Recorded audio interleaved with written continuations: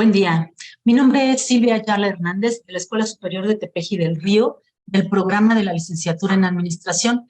La materia es Estadística aplicada a la Administración y la unidad de trabajo es Estadística exploratoria de datos.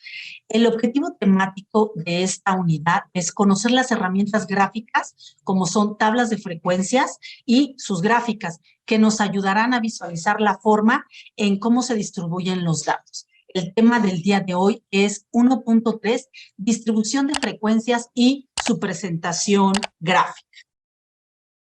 En resumen, para realizar una investigación de cualquier índole, es importante partir de la recolección de datos. Por tal motivo, se recomienda construir una distribución de frecuencias, dependiendo de las variables cualitativas o cuantitativas, con la finalidad de manejar mejor los datos y con mayor facilidad.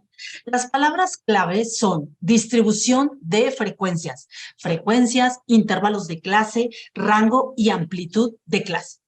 El índice que hoy vamos a ver es saber cuál es el concepto de distribución de frecuencias, cuántos tipos de distribución de frecuencias existen, construir una distribución de frecuencias y sus respectivas gráficas.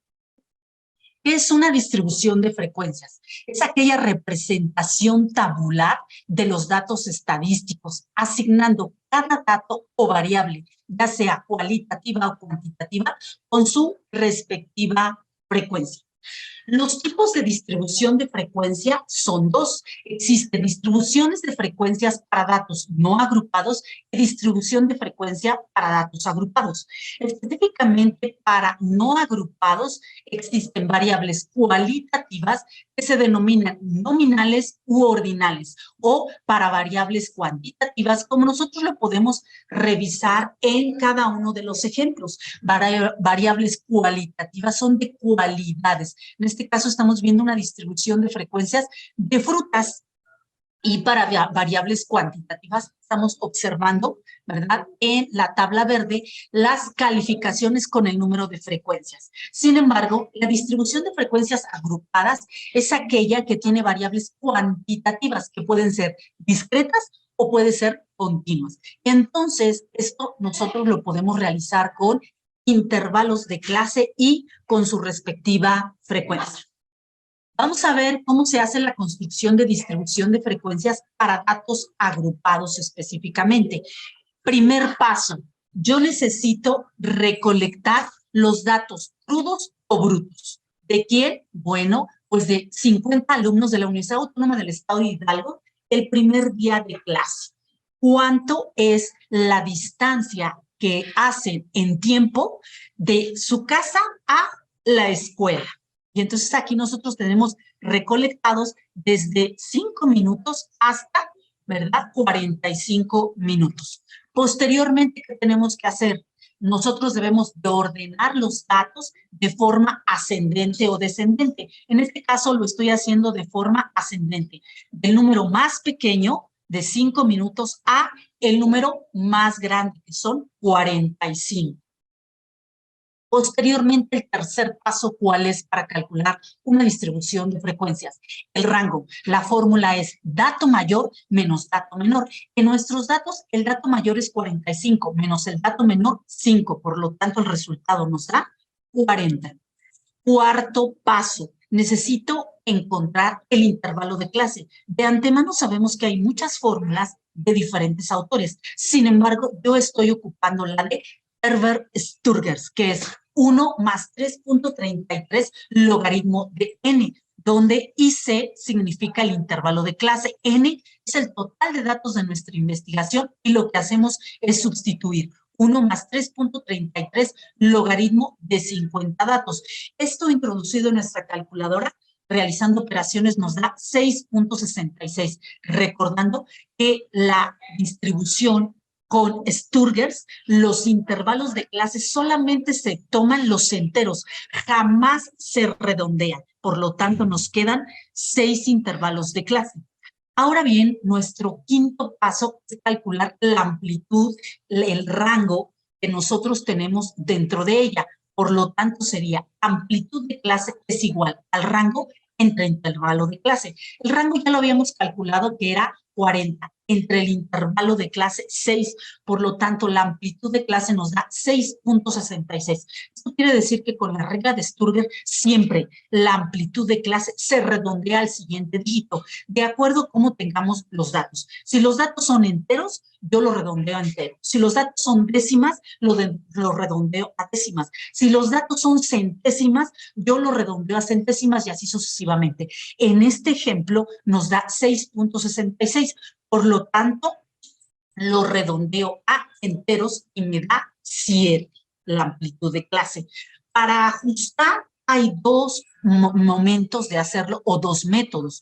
Uno de ellos es siempre hay que multiplicar el intervalo de clase por la amplitud. ¿Con qué finalidad? Con la finalidad de saber que todos los datos entran en los intervalos y la amplitud es correcta. ¿Cómo me doy cuenta de esto? Bueno, si al momento de multiplicar el intervalo de clase por la amplitud me da mayor el rango, eso quiere decir que todos los datos entran. Si me da menor o igual, hay un error y hay que volver a realizar los datos. En este caso, yo tengo, ¿verdad? 42, que es la multiplicación de los intervalos por la amplitud, y el rango nos dio 40, nos restan 2. Eso quiere decir que todos los datos entran. Por lo tanto, es importante iniciar nuestra distribución de frecuencias. Nuestro séptimo paso, nosotros vamos a ver cuál es el número mayor y cuál es el número menor. Por lo tanto, ¿qué es lo que nosotros sabemos? Sabemos de antemano que el número más pequeño es 5 y nuestra amplitud es 7.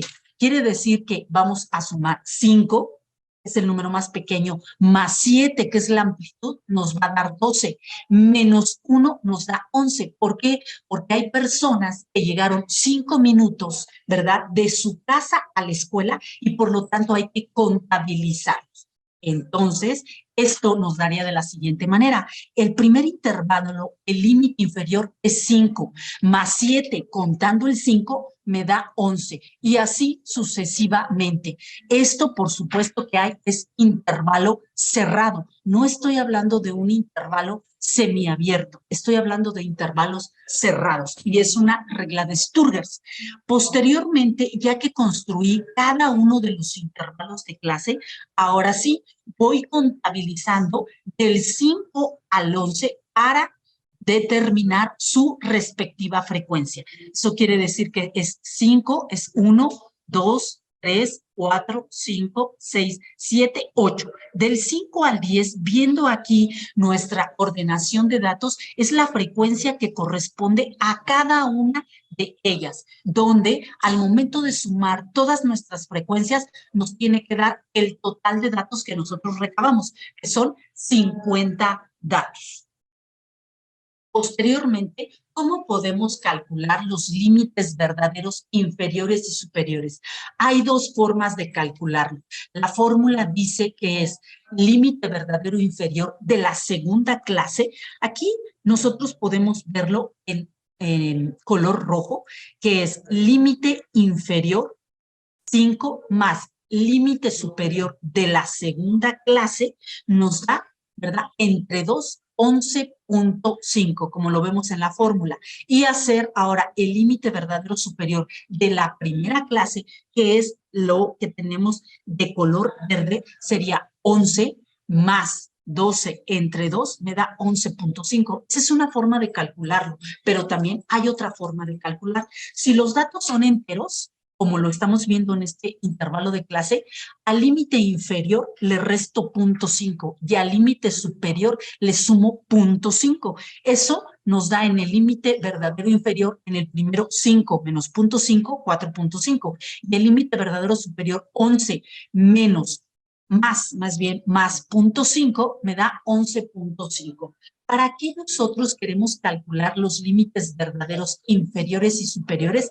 Para poder construir un histograma de frecuencias. Aquí nosotros podemos también calcular lo que se llama una marca de clase. ¿Para qué me sirve calcular una marca de clase? Para poder construir una gráfica importante, que es el polígono de frecuencias. La marca de clase es la mitad de un intervalo de clase. ¿Cómo lo podemos calcular? De dos formas. Marca de clase es igual al límite inferior más el límite superior entre 2 o el límite verdadero inferior más el límite verdadero superior entre 2. De todas maneras, la marca de clase me va a dar exactamente lo mismo por cualquiera de las dos fórmulas.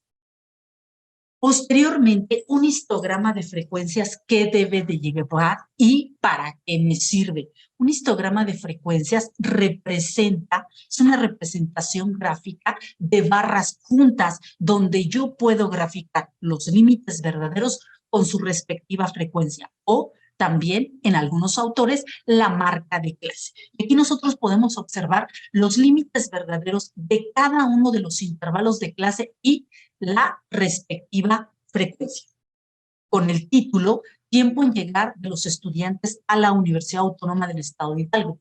Sin embargo, ya que calculamos los límites verdaderos inferiores, también podemos calcular las marcas de clase, como en esta ocasión estamos viendo un polígono de frecuencias. Es un polígono de frecuencias, es aquella representación gráfica, unión de puntos y hay que cerrar en el origen de las X, donde está cada una de las marcas de clase y además con su respectiva frecuencia. Sin embargo, para realizarlo en Excel, tendremos que utilizar 0 y 0 antes y después de la frecuencia. ¿Con qué finalidad? Con la finalidad de cerrar el polígono. De lo contrario, nos podríamos presentar una gráfica lineal y no es lo que estamos presentando. Pues esto ha sido todo. Muchas gracias por su atención. Nuestra bibliografía, Estadística aplicada a la Administración y Economía, y Estadística aplicada a los negocios y Economía de Magro Gil. Muchas gracias. Este video es presentado por el Sistema Ciencia Garza Educativa de la Universidad Autónoma del Estado de Hidalgo.